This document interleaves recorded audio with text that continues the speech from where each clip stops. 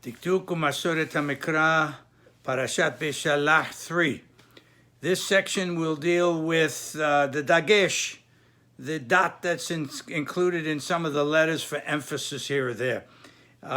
This parasha has a number of situations of the different type of dageshim, or what the significance of the dagesh is. So we'll cover it here, but it's obviously throughout the Torah and the Tanakh.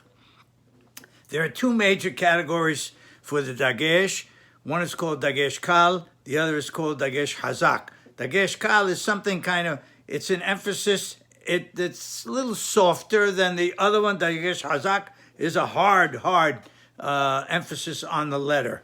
For the dagesh kal, it only comes and is present with 6 different letters in certain positions of those letters.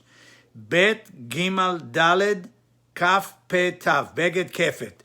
And when those letters are at the beginning of a word or in the middle of a word after a shevanah, which it follows a tenu'ah ketana like a patah and a sheva like a shevanah, then you would have in any of those 6 letters, Beged, Kefet, Bet, Gimal, Daled, Kaf, Pe, Tav, you could have a dagesh, and it would be called a dagesh kal. So you hear it, but it's not so hard for emphasis that way.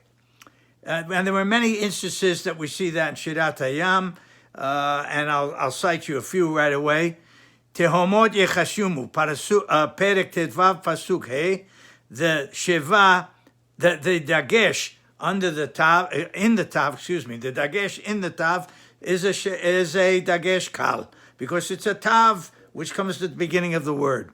And then the other one that's mentioned is Teshalah Haronecha. The dagesh in that tav of Teshalah is the dagesh kal. It's there for some emphasis, only with Beged Kefet, the letters of Beged Kefet, it's a dagesh kal. Pa'alta Hashem, the letter Pe has a dagesh in it. Pa'alta Hashem, the dagesh is the dagesh kal also, because it's a pe in the beginning of a word. Konenu yadecha, which is also found in Perek Tetvav, Pasuk Yod Zayin. Konenu, there's a dagesh in the kaf, that's a dagesh kal. Konenu yadecha, dagesh kal. Now dagesh hazak, there are different types of reasons for dagesh hazak. The first, and the predominant reason for finding a dagesh hazak in the Torah is an indication of that a letter is missing in the word. And because the letter is missing, there's a dagesh, and usually in the next letter, so that in the next letter, if the letter were there, it would be in the next letter, which is, in a sense, in the Hebrew, it's used the term nilba ha'ot badagesh. The letter that's missing is absorbed and in the dagesh itself. So the dagesh gives you an idea that there was another letter there. The question is what it was. And in many cases, there's a whole disagreement about what that letter was that is not found. So, for example, in Pasuk, Perek Tetvav, Pasuk Het, Vruach Apecha, there's a dagesh in the Pe. It's not the beginning of a word, so it's not a dagesh kal, but the dagesh in the Pe is the dagesh hazak. And many think that the reason for that dagesh is because there's a letter missing and it's a nun, right? And that normally in the full content of that word, it would have said Aleph, Nun, Pe, Kaf, Anpecha. But the nun is dropped for whatever reason, maybe to make it sound a little easier. So therefore, the dagesh is placed in there to give us an indication that there was a letter that's now missing. The nun is now missing from the word itself, and now it's apecha, not anpecha, from the shortish of anaf. There is another word, 2 words that occur in pasuk tetzayin. Tipol alehem emata v'fahad ubiglo zeroacha yidemu ka'aven. So tipol has a dagesh also in the pe. It's in the middle of the word. It's not a dagesh kal, but something is missing, so therefore a dagesh is placed in the pe. The reason is because it is a verb whose shoresh is nafal, nun pe lamed, and it's usually they talk about the gizra of hasre penun or nahe penun. In other words, that the first letter of the shoresh, which is usually 3 letters, is a nun, and in some cases that nun is missing, or some cases silent, but in this case it's missing. So the word really from nafal could have been tin pol, taf nun pe lamed, but it's not. The nun is dropped, so therefore there's dagesh placed in the pe to let us know, yep, originally the shoresh was from nafal, from a letter nun that is dropped. Yiddemu ka'avin. There's a dagesh in the dalid. Also here, the shoresh is from damam. Most people would say that it is from what's called kefulim, where a letter is in a verb or a noun is repeated. So damam would be dalid mem mem, and it means quiet, silent, whispering voice. So yidemu ka'avin, that the Egyptians were thrown into the sea all the way down like a stone, which is totally silent. And Yidemu has a daled, a dagesh, a dot for emphasis in the daled itself, and it is because of a missing mem in these cases. It could have said Yidememu, but it doesn't say that, difficult to say, so therefore one of the mems is eliminated. In its place, there's a dagesh in the daled itself. From the shoresh of verbs which are kefulim. There's a whole bunch of verbs like that where the letters are repeated in a verb itself. Another one, teviemo v'tita'emo beha nachalatecha. The word tita'emo, perek tet zayin, pasuk yud zayin. Tita'emo is the dagesh in the tet. And by the way, with the dagesh hazak, you can have it almost with almost every letter. Certain letters don't receive a dagesh, like aleph, he, vav does. Aleph, he, and also aleph, he, aleph and he. Usually, with the exception of a mapike, you don't find a dagesh normally with those letters.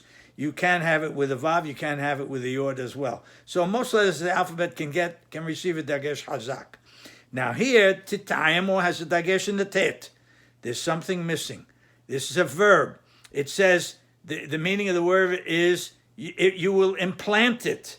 You will implant Bnei Yisrael in Eretz Yisrael and in Yerushalayim, where they should belong, where we belong. The nun of the shoresh nata, to plant, is missing. So technically it could have said v'tinta'emo, to have the nun included, the full verb, the full letters of the shoresh of that verb included. It's dropped. So therefore it comes out v'tita'emo, the dagesh is to indicate that there's a nun that's missing. Another one is vayasa Moshe, perek tetvav, pasuk kafbet. There is a dagesh in the samech over there, vayasa, and it comes because there's a letter missing, again a nun. What is the word? When Moshe moved the people, or he had them effectively take a trip, right? Nasa. The word is nasa usually. I took a trip, but there's no nun here. So it's not vayansa, it's vayasa. The nun is dropped. It's haser, and because it's haser, there's a dagesh in that, the next letter in the samech. Now, there also, as an aside, there are also, after the shira, at the end of shira, vatikach Miriam vayasa, also vata'an lahem Miriam in pasuk kaf aleph and pasuk kaf and pasuk kaf aleph at the end of that perek. There is a dagesh vatikach in the tav, vayasa in the yod, and vata'an in the tav. This for a different reason. Here you have vav hipuch, a vav that switches the tense from future to past. Instead of tikah, vatikah. So instead of she will take, she took. And the other one is vata'an lahen. instead of ta'an will mean I will answer. Vata'an, she answered.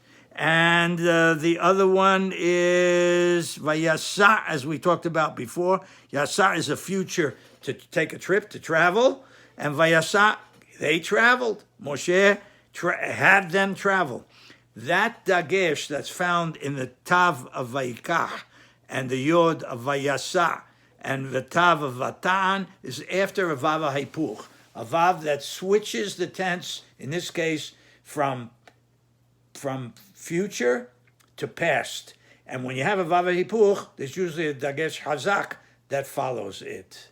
Now, the second major category for dagesh is the dagesh that comes because of the construction of the verb itself, binyan kaved, binyan pi'el, in certain binyanim, certain constructions of the verb, which have a hard pronunciation because of, they're trying to convey a meaning. The Torah is trying to convey a meaning. This is a difficult and a hard activity. So it's something called binyan pi'el. It's not binyan kal, which is the easy way to say things. Sometimes verbs occur in binyan pi'el. When you have binyan pi'el, which the Ibn Ezra and others will call binyan kaved, it's a heavy binyan, it's a hard binyan. The verbs there signify something that's more significant than the simple statement of a verb. So therefore, to signify that binyan, there's usually a dagesh that's inserted usually after a hirik katan. So there is a word here in the Torah, in the Shirah, which says nitzevu kemoned nozelim. The dagesh is in the tzadi of nitzevu. It comes from the word nitzav, but when it's not simply nitzvu that you would have in binyan kal, it's nitzevu.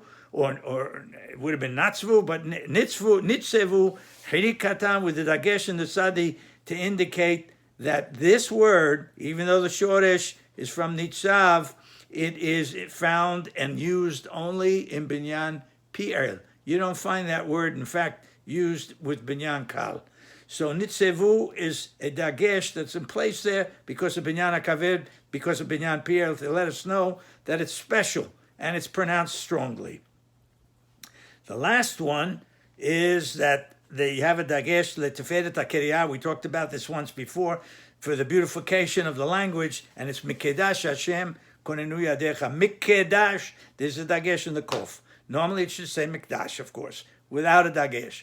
But here in the Shirah, one time throughout the Tanakh, mikedash Hashem.